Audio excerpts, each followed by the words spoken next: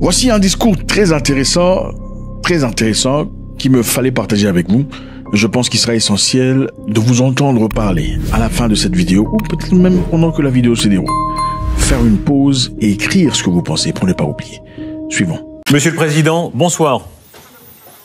Bonsoir, dobry wieczór. J'ai appris une phrase. Witamy serdecznie w Paryżu. Bienvenue à Paris. La belle langue polonaise qui m'accueille à Paris. Je suis très heureux. Je me réjouis énormément d'être ici. Bonsoir, monsieur. Bonsoir, good evening. Dobry wieczór państwu. Dobry wieczór, panie redaktorze. Vous êtes, Karol Nawrocki, le chef de l'État polonais, nation majeure de l'Europe par l'économie, par la force militaire et par votre rôle personnel. Vous êtes un allié privilégié du président Trump. D'abord, l'actualité très immédiate. Les intimidations de la Russie à l'aide de drones dans votre ciel. Comment est-ce que vous comprenez l'attitude de la Russie? Pourquoi la Russie fait-elle ça? Nous connaissons très bien l'esprit russe en Pologne. On ne sait pas bien si elle est impériale à cause de la Russie blanche, de la Russie soviétique ou bien à cause de Vladimir Poutine. Malheureusement, la Russie ne change pas. Nous le voyons en regardant l'agression contre l'Ukraine, la guerre. Le 10 septembre, en attaquant la frontière aérienne polonaise avec les drones, Vladimir Poutine a envoyé un signal clair.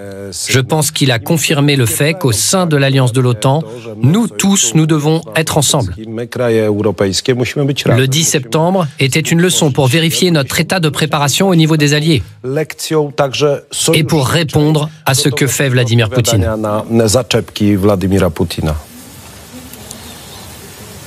La France envoie ses avions, ses Rafales, pour être à vos côtés. Comment est-ce que vous recevez ce geste ? Avant tout, je voudrais remercier Monsieur le Président de la République. Je remercie les Français d'avoir fait ce geste après le 10 septembre. Il y a eu d'autres gestes également de la part d'autres pays européens. Nous avons déclenché également l'article 4 du traité de l'OTAN, montrant ainsi que l'OTAN est unie. Les alliés sont ensemble. La Pologne, depuis 4 ans, subit une guerre hybride. Nous sommes attaqués sans cesse. Nos frontières sont attaquées. L'espace de la mer Baltique est attaqué.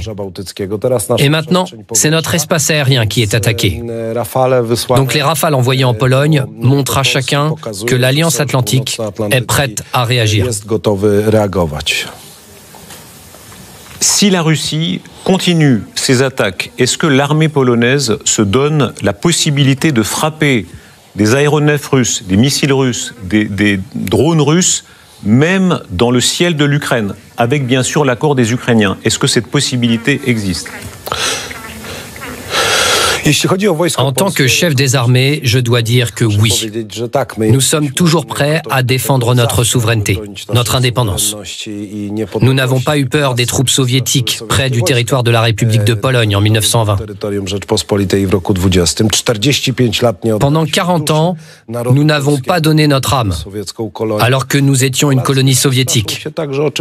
Donc nous n'avons pas peur des drones. Et l'expérience de l'Ukraine dans la lutte... Même en frappant dans le ciel de l'Ukraine, c'est possible, si c'est pour vous défendre, si un drone arrive vers la Pologne, est-ce que vous pouvez le frapper dans le ciel de l'Ukraine?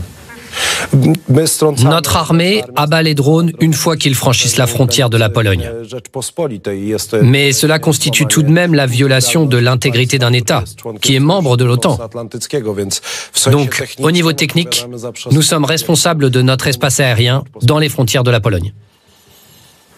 Les Rafales sont des avions prêts à toutes les éventualités. Ce sont des avions qui peuvent porter des missiles nucléaires. Est-ce que pour vous, ça fait partie du message de dissuasion ? Oui, bien sûr. Aujourd'hui, nous construisons un potentiel de dissuasion. Les avions venus de France, les F-16, mais aussi les F-35 qui arrivent en Pologne l'année prochaine. Tout cela construit ce potentiel de dissuasion. Nous, la Pologne, la France et d'autres alliés de l'OTAN, nous devons nous armer. Nous devons viser les 5% du PIB de dépenses de défense, comme ça a été convenu pendant le sommet de La Haye. Nous faisons tout cela, mesdames et messieurs, pour qu'il n'y ait pas de guerre, justement pour construire un potentiel de dissuasion. Mais le fait qu'ils portent des armes nucléaires, qu'ils puissent porter, ils n'en ont pas actuellement, mais ils peuvent porter des armes nucléaires, est-ce que c'est une manière de dire à tout ennemi, nous sommes prêts à ce degré de dissuasion ? Oui, bien évidemment. Et on parle d'un potentiel nucléaire civil, mais aussi militaire en Pologne. Nous n'utilisons pas encore l'énergie nucléaire, mais nous savons combien ce potentiel est important d'un point de vue de la sécurité énergétique notamment. D'où la coopération avec la France. C'est très important pour la Pologne. Et est-ce que vous espérez, le président de la République Emmanuel Macron a parlé de la dimension européenne de la dissuasion nucléaire, est-ce que vous espérez que des armes nucléaires françaises soient stationnées en Pologne ?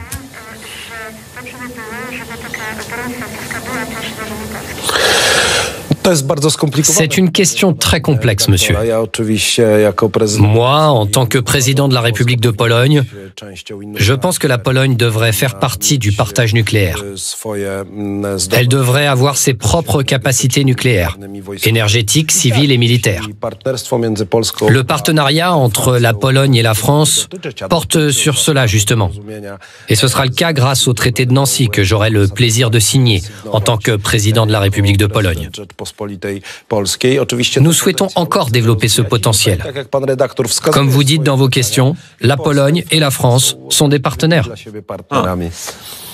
Mais vous espérez, qu'un jour il y ait un potentiel nucléaire spécifiquement polonais, militaire ?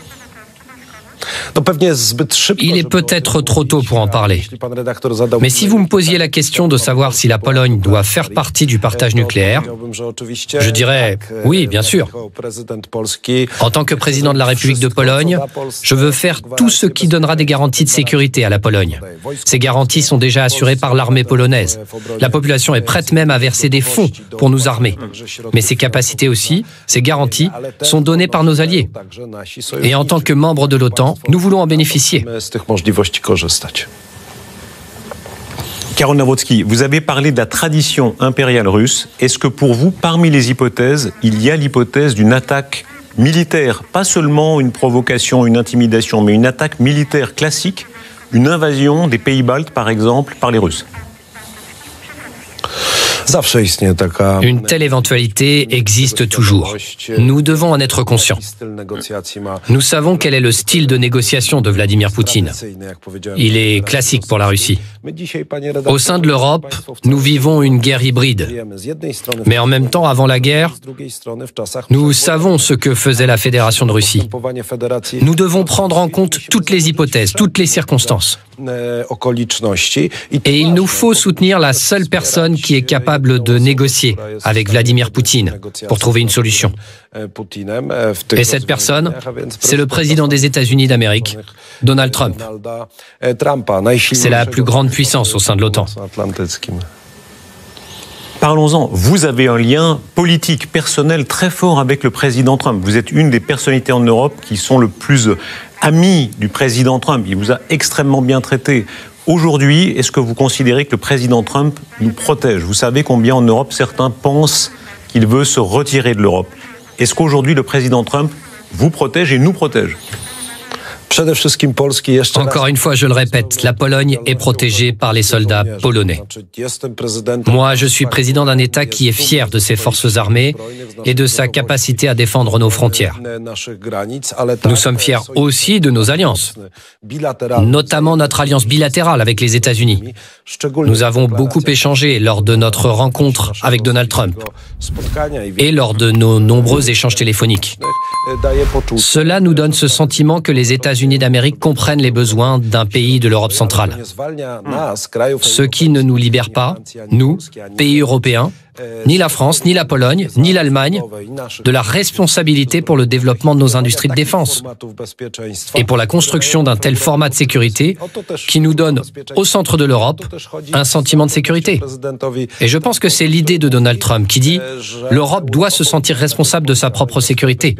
Je pense que les politiques se rencontrent. Vous êtes extrêmement proche par les idées du président Trump. Vous savez que ces prochaines semaines se décidera un prix Nobel, oui ou non, pour le président Trump. Est-ce que ce serait une bonne chose pour vous qu'il reçoive le prix Nobel ? Nous parlons ici d'un président qui a contribué à la suspension à moyen terme de nombreux conflits armés.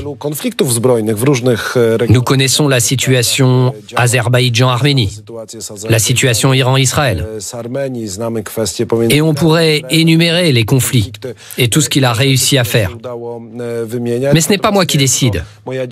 Moi, j'apprécie ce que fait le président Donald Trump sur la scène internationale, en ce qui concerne la paix. Mais moi, je concentre mes efforts à garantir les intérêts de la Pologne, de nos alliés et de toute l'alliance de l'OTAN, pour nous protéger contre la menace émanant de la Fédération russe. La Pologne est vraiment une puissance majeure aujourd'hui en Europe, par la croissance, par, vous l'avez dit, l'effort en matière militaire. Au fond, il y a la France, l'Allemagne, l'Italie et la Pologne. Vous êtes 4 puissances si majeures aujourd'hui en Europe. On voit à quel point il y a une proximité, surtout avec Madame Meloni, par exemple. Vous êtes un conservateur assumé. Est-ce qu'il y a une Europe conservatrice qui est en train de se développer aujourd'hui par les idées ? Moi, j'espère que nous allons créer une Europe conservatrice. Je le vois comme cela. C'est une Europe qui ne répéterait pas les erreurs concernant le pacte vert, ce qui est pénible pour de nombreux pays en Europe. La Pologne ne va pas commettre d'erreurs concernant la politique migratoire non plus. L'Europe est un continent composé de nations. Donc bien sûr, il y a des mécanismes de coopération à avoir. Mais il faut respecter la diversité. Il faut respecter l'héritage de nombreux pays, car c'était le commencement de l'Europe. Moi, je pense que l'Europe doit se réveiller, notamment concernant ce qui détruit l'Europe du point de vue social. Dans de nombreux domaines, les États de l'Europe occidentale voient les causes d'une certaine crise qui a lieu en ce moment. La Pologne et d'autres pays de l'Europe centrale sont dans cette situation où ils ne doivent pas répéter les mêmes erreurs. Vous avez rétabli des contrôles aux frontières, notamment avec l'Allemagne. Est-ce que pour vous, c'est l'avenir? Est-ce que les pays, la Pologne et les autres, doivent mieux reprendre le contrôle de leurs frontières contre une immigration incontrôlée? Bien sûr, nous devons avant tout contrôler l'immigration illégale qui menace nos frontières. Nous, en Pologne, nous subissons une pression migratoire forte au niveau de notre frontière orientale. Cela fait partie de la guerre hybride, des opérations faites par la Fédération russe et la Biélorussie. Les chiffres sont vraiment dramatiques concernant cette pression à la frontière est de la Pologne. Heureusement, nous avons ce mur le long de la frontière orientale. Comme vous le savez, nous sommes un pays ouvert à de nombreuses cultures. Et nous avions déjà des minorités avant 1939 qui trouvaient un refuge en République de Pologne. Nous réclamons à ce qu'on respecte notre culture et que l'ordre et la sécurité règnent dans notre maison. Vous défendez les intérêts nationaux, évidemment d'abord de la Pologne, et concernant l'accord avec le marché commun du Sud, le Mercosur, c'est le dossier du moment. Quelle est la position de la Pologne ? Le président polonais, moi, personnellement, je suis pour les agriculteurs polonais. Cet accord du Mercosur n'est pas bon pour l'agriculture polonaise. Je pense que ce n'est pas bon pour les agriculteurs français non plus. Je connais cet équilibre qui est fait entre l'industrie, les entreprises et les agriculteurs. Donc moi, je suis contre cet accord. Je sais que l'accord Mercosur nous rend dépendants des livraisons de l'Amérique du Sud. Et puisque nous avons cette éventualité d'une possible guerre, j'espère que ça n'aura pas lieu. Nous voulons tous vivre dans la paix. Mais nous ne pouvons pas être dépendants des livraisons de nourriture d'autres pays. Surtout qu'il manque de cohérence. De nombreux pesticides, les engrais, qui sont utilisés en Amérique du Sud, proviennent de Biélorussie et de Russie. Comment pourrait-on alors introduire d'autres sanctions? Ce n'est pas cohérent. D'un côté, nous serions en faveur de paquets de sanctions imposés à la Fédération de Russie et à la Biélorussie, et de l'autre, nous subventionnons la Biélorussie et la Russie via l'accord du Mercosur. Donc je suis contre.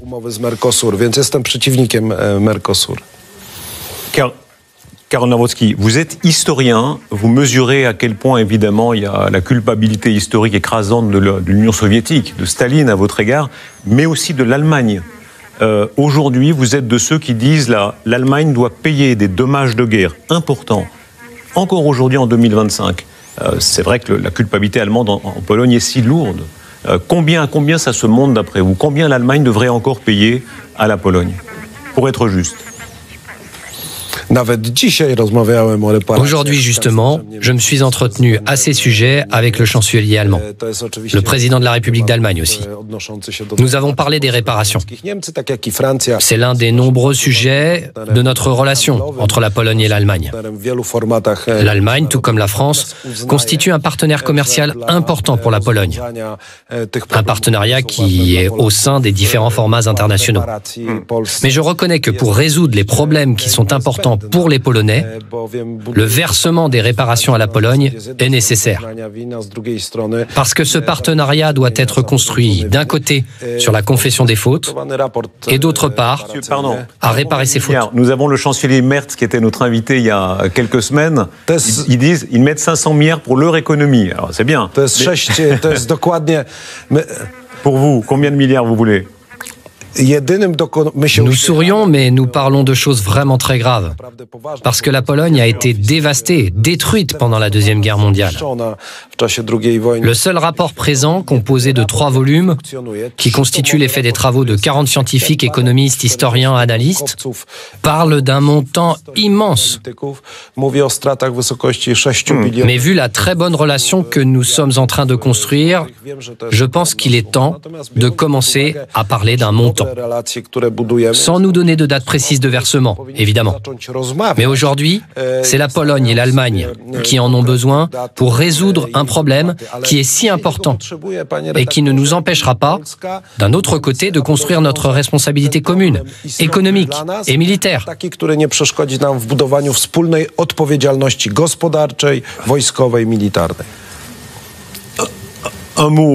Un mot encore sur la force d'âme polonaise. Il y a une continuité polonaise. Vous avez été, à la fin de l'Empire soviétique, du bloc de l'Est, un des premiers pays à lutter contre le communisme totalitaire. Aujourd'hui, vous jouez un rôle très important dans le renouveau de l'Europe. Est-ce que dans ce qui se passe, on sait que vous considérez que M. Trump est une chance pour l'Europe? Aussi pour ça, aujourd'hui, comme Reagan l'avait été à l'époque. Pourquoi? Monsieur le président Trump est certainement, en tant que président des États-Unis, un partenaire important pour la Pologne et pour toute l'Europe, pour construire la responsabilité euro-atlantique de ce navire euro-atlantique. Mais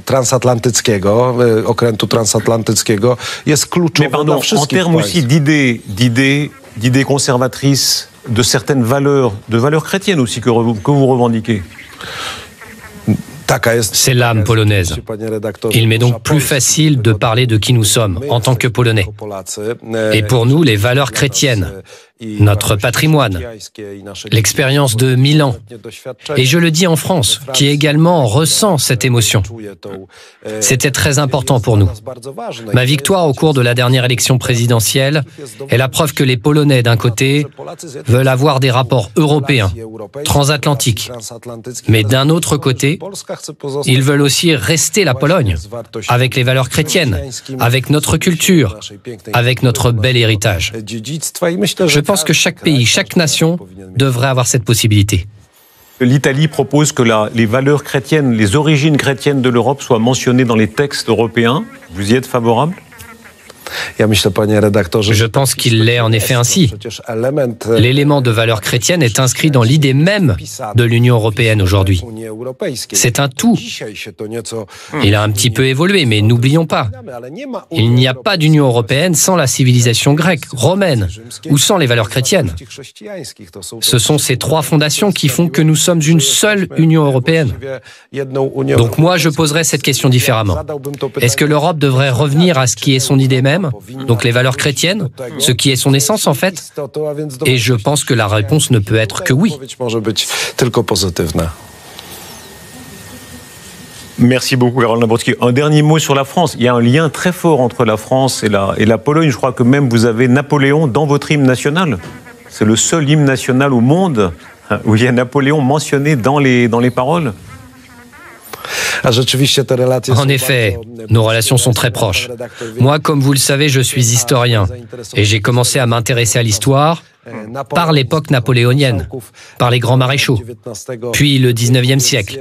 Donc il y a ce filet de compréhension naturelle. Pourquoi vous aimez tellement Napoléon? Pourquoi les Polonais aiment tellement Napoléon? Je pense que les Polonais aiment Napoléon. Alors, il y a des débats historiques qui se déroulent en Pologne à ce sujet, parce qu'il était un contrepoids à tous ceux qui ont contribué à un partage de la Pologne. Nous aimons Napoléon parce qu'il avait un général non français, le prince Poniatowski, dont le monument se trouve dans le palais présidentiel à Varsovie. Et comme vous le savez peut-être, bientôt, il sera aussi présent à Paris. Je voudrais remercier les autorités de Paris et la France. Monsieur le Président, je vous en remercie. Encore une fois, faites-moi savoir ce que vous en pensez. Je pense que c'est très intéressant comme discussion. God bless.